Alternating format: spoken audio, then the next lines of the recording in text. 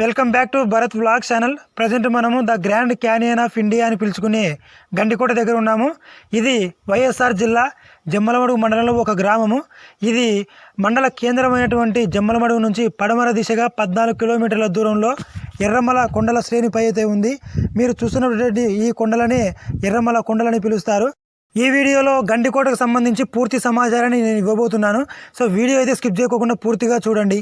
ఇక్కడ పెన్నా నది ఉధృతంగా ప్రవహించడం వలన ఇసుక కొండల మధ్య ఒక పెద్ద గండి అయితే ఏర్పడింది. అందువలన దీన్ని గండికోట అనే పేరు అయితే రావడం జరిగింది. మీరు ఇక్కడ చూడవచ్చు, ఇవన్నీ చూడండి. ఈ కొండ యొక్క ఎత్తు వచ్చేసి సుమారుగా 300 అడుగుల ఎత్తు అయితే ఉంది. దాంతోపాటుగా ఈ నది 200 మీటర్ల వెడల్పుతో 7 కిలోమీటర్ల వరకు ప్రవహించడం జరుగుతుంది. తర్వాత మైలవరం డ్యామ్ దగ్గరికి అయితే నీళ్ళు వెళ్ళి స్టోర్ అవ్వడం జరుగుతుంది. ఇక్కడ ఉన్నటువంటి గండికోటకి the grand canyon of India అని ఎందుకు వచ్చింది అంటే పేరు, అమెరికాలోని కొలరాడో నదీ ప్రవాహం వెంబడి ఏర్పడినటువంటి పదునైన ఎత్తైన కొండల ప్రదేశాన్ని ద గ్రాండ్ క్యానియన్ అని పిలుస్తారు. అటువంటి విజువల్స్ ఇక్కడ కూడా మనకు ఉండడం వల్ల దీనిని the grand canyon of India అని అయితే పేరు పెట్టడం జరిగింది. ఇప్పుడు మనం ఈ grand canyon of India view point చూడండి. తర్వాత మనం కోట దగ్గరికి వెళ్ళి అక్కడ ఉన్నటువంటి విశేషాలు తెలుసుకుందాం.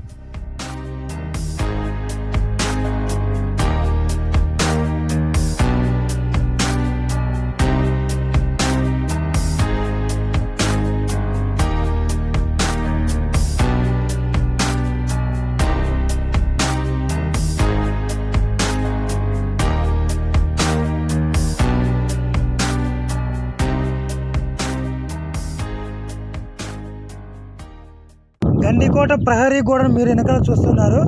ఇది వచ్చేసి పూర్వకాలంలో పునాదులు లేకోకుండా ఒక రాయి మీద ఒకటి పేర్చి కట్టడం జరిగింది. ఇది సుమారుగా 10 నుంచి 15 అడుగుల ఎత్తు అయితే ఉంది. దాంతోపాటుగా సైనికులు నడవడం కోసం ఆ గోడ పైన 5 అడుగుల వెడల్పుతో ఒక బాట కూడా ఏర్పడడం జరిగింది. దాన్ని కూడా మీకు ఇప్పుడు కోటలోకి వెళ్ళే ముందరగా చూపిస్తాను. మనం కోట దగ్గరికి వెళ్దాం పదండి.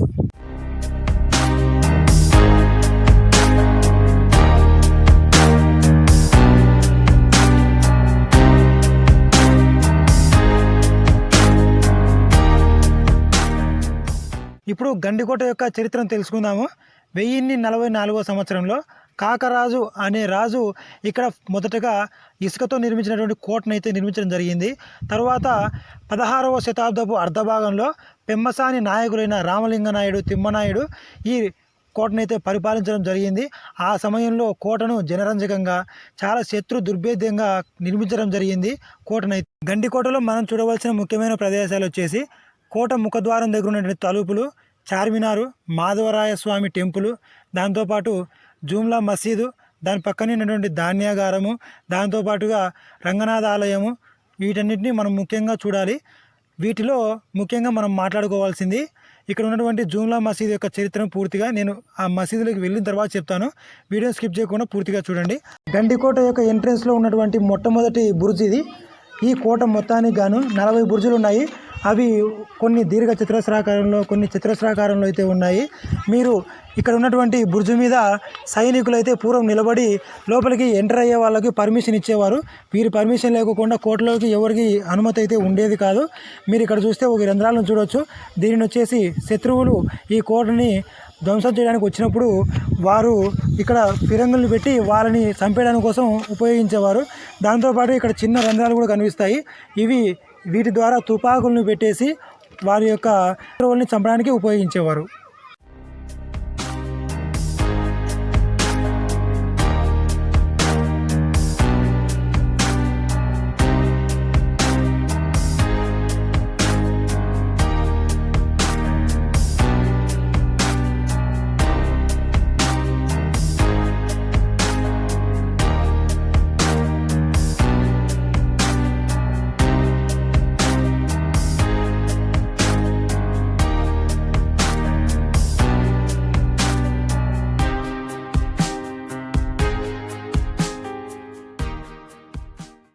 కోట ముఖద్వారంలోనే మనం కొయ్యతో తయారు చేసిన 20 అడుగులు గల అతి పెద్ద తలుపును చూడవచ్చు. దీని మీద ఇనుప తాపడం చేసి ఇనుప సూదులను అయితే కనుక ఏర్పాటు చేయడం జరిగింది. ఇవి ఎందుకు ఉపయోగపడతాయంటే లోపలికి ఎవరైనా కానీ దండయాత్ర చేయడానికి వచ్చినప్పుడు ఈ తలుపులు తీసేకి అంత ఈజీ అయితే కాదు. వారు ఏనుగుల్ని తీసుకొని వచ్చినా సరే వాటి యొక్క కుంభస్థలం పగిలిపోతుందే కానీ ఈ కోట తలుపులు మాత్రం బద్దలయ్యేటివి కాదు. దీనిని ముయ్యాలన్నా సరే, క్లోజ్ చేయాలన్నా సరే సుమారుగా 30 నుంచి 50 మంది సైనికుల సహాయం లేనిదే దీన్ని కదిపేదానికి అవకాశం లేదు. ఇప్పుడు ఈ ప్రస్తుతము ఈ వాకిలి మొత్తం శిథిలావస్థకి అయితే చేరుకోవడం జరిగింది. ఏ సమయంలో కింద పడుతుందో తెలియదు కాబట్టి మనం పైన ఒక కట్టెను అయితే ఉంచి దీన్ని స్ట్రాంగ్గా నిలబెట్టడం జరిగింది. ఇటుపక్క మీరు వస్తే కనుక సాధారణంగా ఈ ఎంట్రెన్స్లో కేవలం రాజులు, వారి సంబంధించిన బంధుమిత్రులు మాత్రమే ఈ విధంగా వెళ్ళేవాళ్ళు. కానీ డైలీ వెళ్ళేవాళ్ళు అంటే వ్యాపారస్తులు కానీ, సైనికులు కానీ అటువంటి వాళ్ళు వెళ్ళేవాళ్ళు ఈ మార్గం గుండా వెళ్ళేవాళ్ళు. మీకు ఆ మార్గం కూడా చూపిస్తాను, లోపల ఏ విధంగా ఉందనేది రండి చూపిస్తాను. వచ్చేనా లోపలికి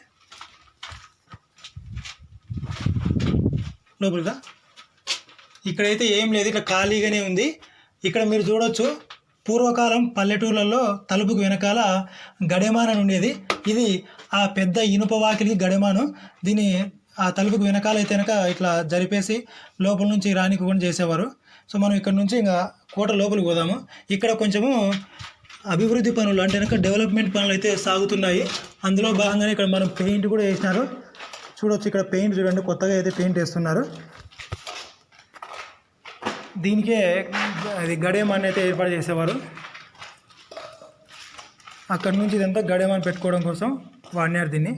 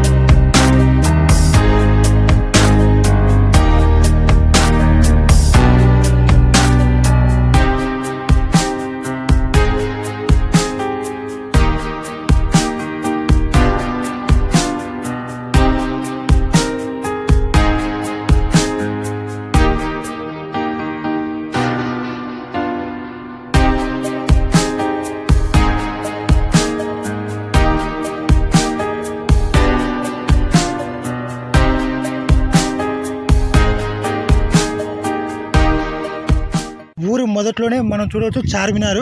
ఇది చిన్న చార్మినార్ అంటే మినీ చార్మినార్ అనుకోండి. హైదరాబాద్లో మనకు పెద్ద చార్మినార్ ఉంది కదా, అలాంటిది ఇక్కడ కూడా మీర్ జుమ్లా తాను పరిపాలించే టైంలో దీన్ని అయితే నిర్మించడం జరిగింది.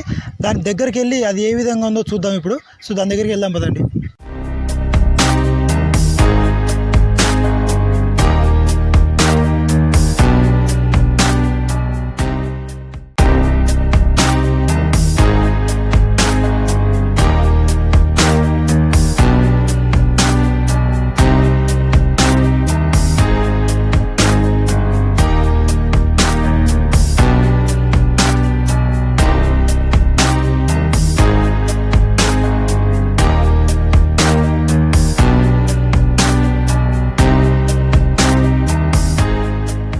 కోట యొక్క బందీఖానాను మీరు వెనకాల చూస్తున్నారు.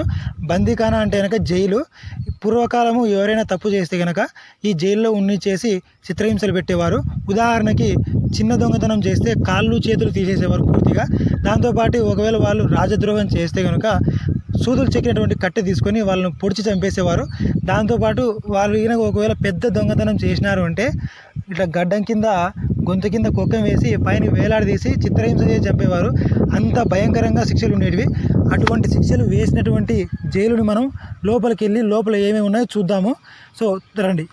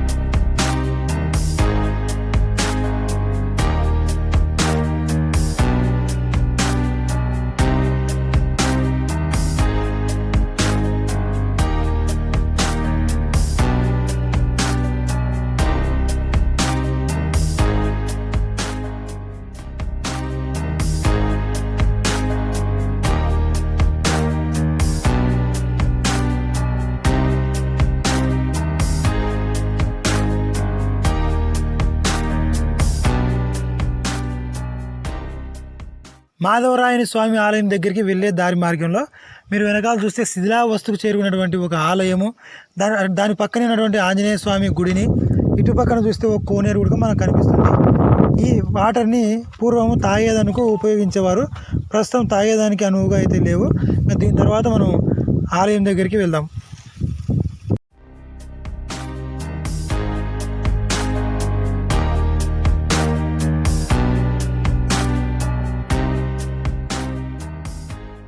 వెనకాల మీరు చూస్తున్నది మాధవరాయ స్వామి టెంపుల్.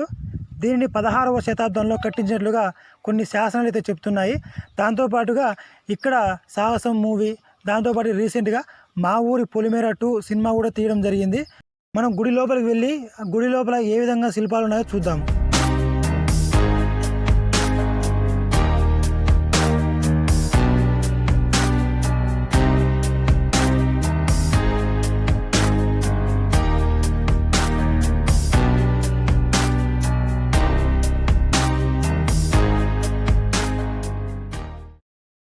మనం మాధవరాయ స్వామి టెంపుల్ లోపల ఉన్నాము.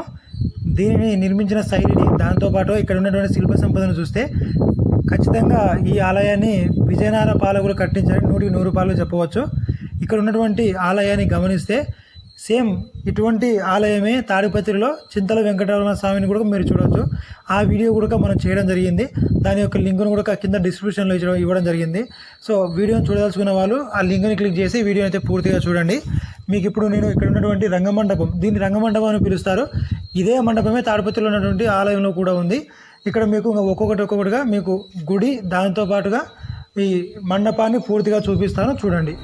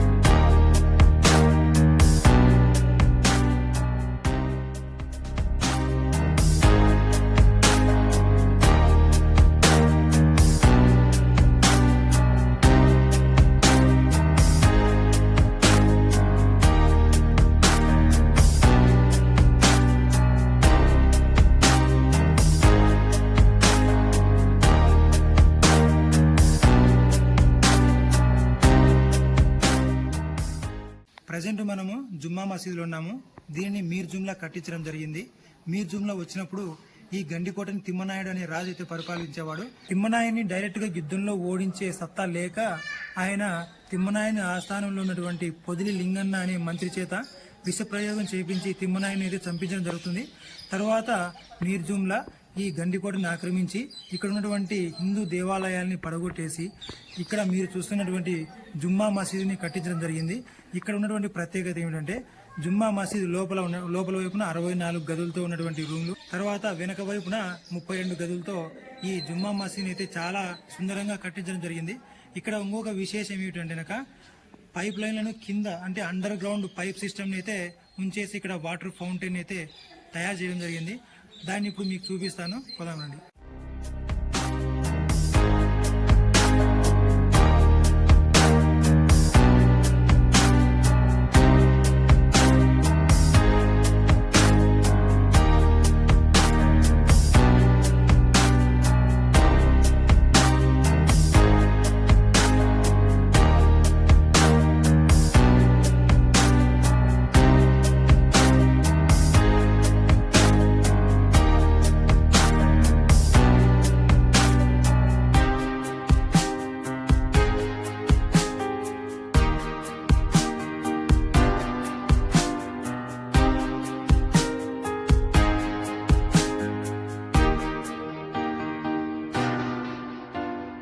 జుమ్మా మసీదు ఉన్న కాంపౌండ్లోనే మనం వెనకాల చూస్తే కనుక ధాన్యాగారం కూడా కనిపిస్తుంది.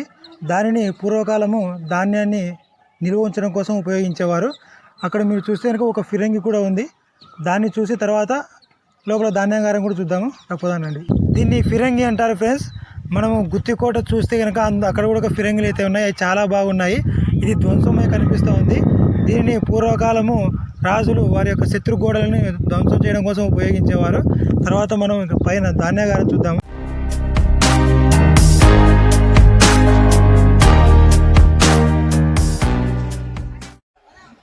ఇదే ఫ్రెండ్స్ ధాన్యాగారము. మెయిన్ ఎంట్రెన్స్ నుంచి లోపలికి వెళ్ళడానికి మనకు పర్మిషన్ అయితే లేదు, వాకిలి వేసి ఉంది. ఇక్కడ ఒక్కొక్క పిల్లర్ చూస్తే కనుక సుమారుగా 50 నుంచి 60 అడుగుల ఎత్తు అయితే ఉంది. ఇక్కడ సుమారు కొన్ని వందల టన్నుల ధాన్యం అయితే నిల్వ చేసుకోనికి అనుగుణంగా ఉంది.